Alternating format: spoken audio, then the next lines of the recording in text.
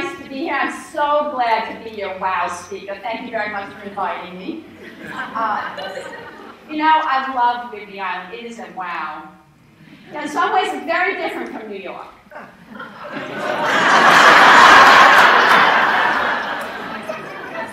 In New York, everything happens in a hurry. We're going to rebuild the World Trade Center before you guys figure out the parking. It's a Star Store.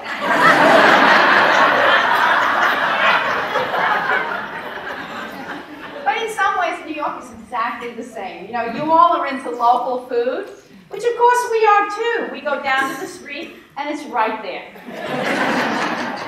But I have a problem I want to tell you. My daughter Rachel, she's kicking me out. Can you believe that?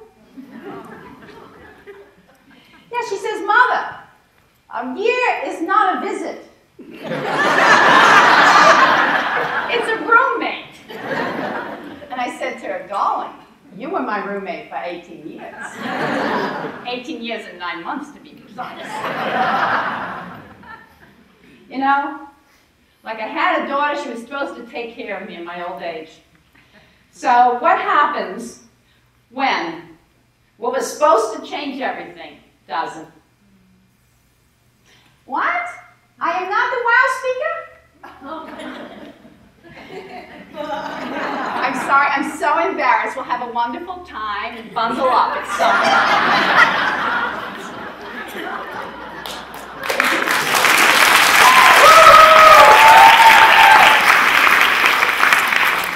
And I'm Vicki Robin, and I am your WOW speaker.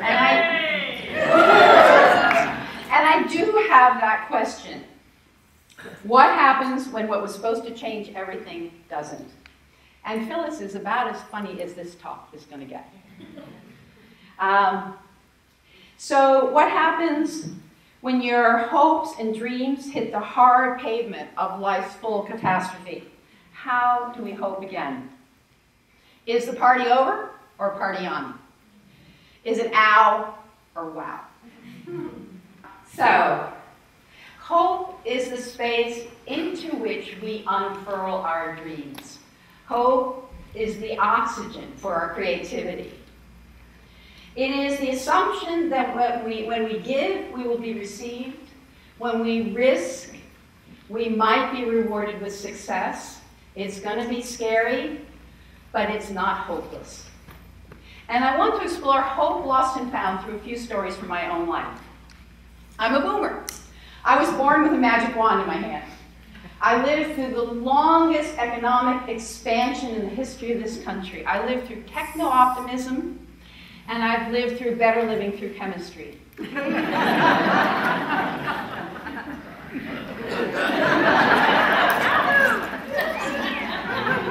That too.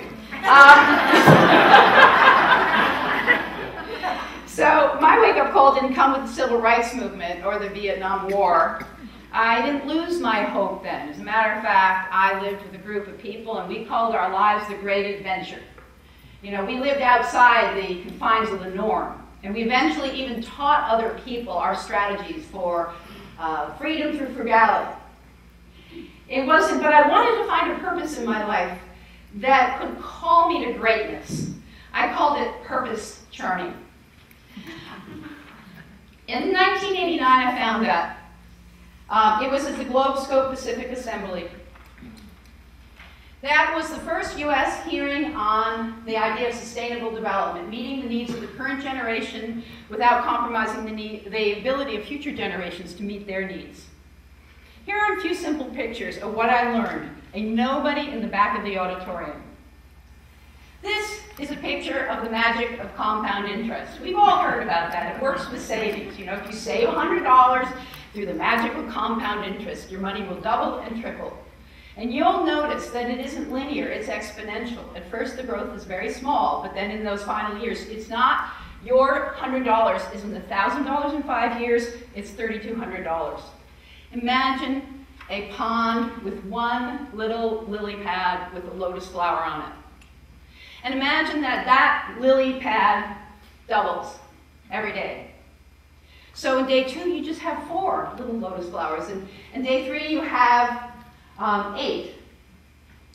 But imagine that By day 30, the pond will be filled. How long does it take to get there? I mean, not how long does it take, but what happens? It's not until day 27 that the pond is an eighth full. Just a nice little patch of lotuses. Day 28, the pond is 25% covered. Day 29, 50%. Day 30, it is completely covered. That's exponential growth. We've seen these growth curves for carbon dioxide in the environment. We've seen them for population growth. I was born when population was a third of what it is now. So day 30 is carrying capacity for lilies on the pond. Here's a picture of what happens from day 31 onward. It's called ecological overshoot. When you cross that line, you may think you're flying, but you're headed for a crash. So that red line is carrying capacity. According to the ecological footprint, we went into global overshoot in 1986. Today they calculate we're using 1.5 planets. When I first saw that graph, I said, holy shit. And I didn't know why everybody else wasn't saying that too. Here is the third picture. It's from The Limits to Growth, a report published in 1974, first computer modeling of resource flows on the planet.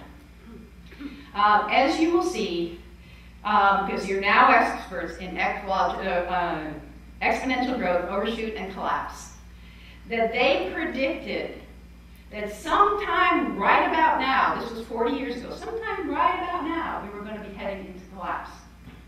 Since that conference, I have lived as though I'm watching a train wreck about to happen. And I have tried with my whole life to lay tracks ahead so that maybe on some possibility, we might by a miracle live well together within the means of the earth. So at Globescope, everybody talked about, the biggest driver of overshoot on the planet is overconsumption in North America. And then they shrug, like, can't get between an American and their right to consume. And I was sitting in the back of that auditorium and I was having an audacious thought, which is like, wow, am I sitting on the solution to the biggest problem on the planet? Our little program that we taught people of freedom through frugality, on average, when people did that, they lowered their consumption by 25% and they were happier. What if we could get everybody to do it? That was purpose charming. I was on fire. And I was on fire for a whole decade. I was gripped by a sense of purpose unlike anything I'd ever experienced. It was like I felt like I was picked up by the scruff of the neck by the divine and set on a path of service. So I was catapulted. We wrote Your Money, Your Life. It became an international bestseller, 5 years on the Business Week bestseller list. And I was catapulted from obscurity to a globetrotter for sustainability. I was an Oprah twice. That usually impresses people more than anything. But the decade turned and the tide had not turned. Nothing, savings were up, down, spending was up, overshoot was continuing.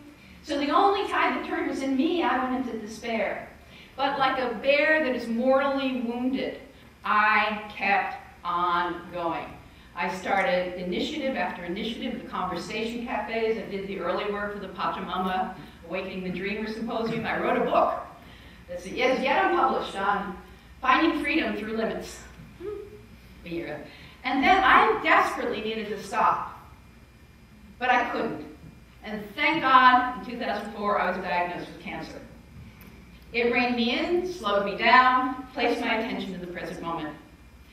I actually did not have a will to live. I only had a will to be alive in that moment, to my own life. Not to save it, but to savor it. I left all my positions of leadership. I left a comfortable home and friends who would care for me. And I moved into a small cabin above the beach to tend my soul alone. I ventured out for treatment and then even dropped that and just sat for about 6 months. In this emptying, there was room for a modest yet authentic hope to trickle in.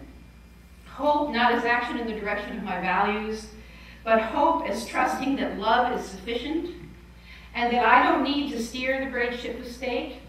I only need to go where I am led and love who was right there in front of me without having any idea why. Just days after I was given the all clear, I came to visit Rick and Grassi and Peggy Taylor. Just that day, Lynn had put a little sign in the Clyde saying apartment for rent, with no other purpose other than synchronicity. I moved to Whidbey. In year 3 of my recovery, though, and I am recovered, I learned about peak oil. I had retreated from the world, but the world has not retreated. This is a picture of peak oil. Basically, it says, peak oil is engineering speak for the rising certainty that we've now burned through half the available reserves of oil on the planet. The next quarter will be more difficult, risky, and expensive to extract. The last quarter we may never get to, since burning the prior quarter will surely send us into irreversible climate destabilization. Imagine a car. Even if we could gas it up, we'd be insane to turn it over. You will recognize this picture by now. Overshoot and collapse. This time for the very lifeblood of the industrial system.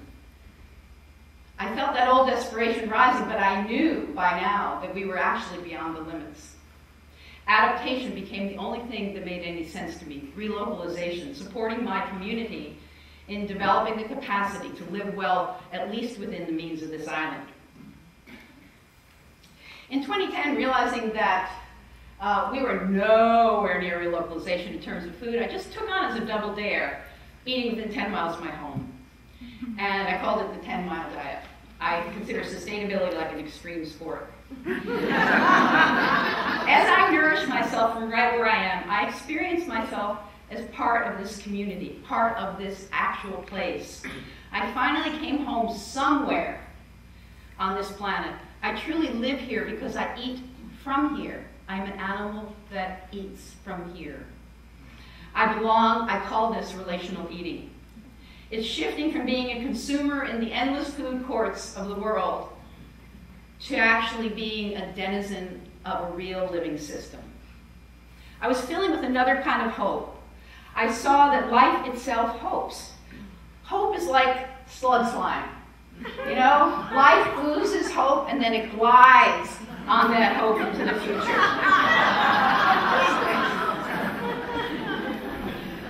All things get up in the morning, not knowing what the day will bring. Yet we go on mating and birthing, flowering and fruiting, assuming the conditions for flourishing are always there to receive us.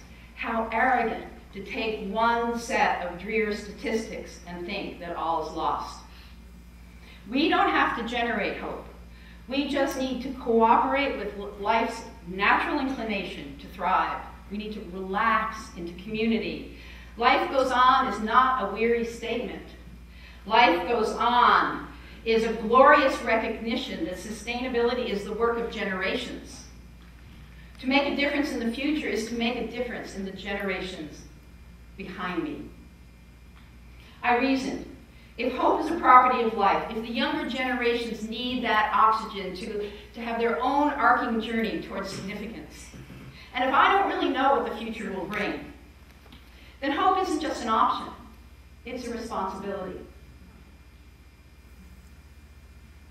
As I enter again into this space of hope, I see again that I'm part of legions who are also engaged, not in resisting the collapse of the old, but in nourishing the new world into being. The rest of the story, I blog daily about my experience just for fun. Yes Magazine picked it up. My audience was 100 then. My agent saw it. She said, you have a book. She sold the book to Viking Penguin. I just finished writing it, Blessing the Hands That Feed Us. It'll be out in just over a year. And I have written this book of, by, and for my community. I can do this because you are behind me. I am you speaking about this hope for the world through relocalizing our eating. The stakes are high, my friends. Hope is the only sane attitude. Uncertainty means the future is full of treasures as well as threats. We are part of an unbroken chain of existence. The generations alive in these consequential times, we are those people, and what a gift. to be living in consequential times. We don't have to soldier on. We just relax into community, into the vital force of every living thing, and we do it together.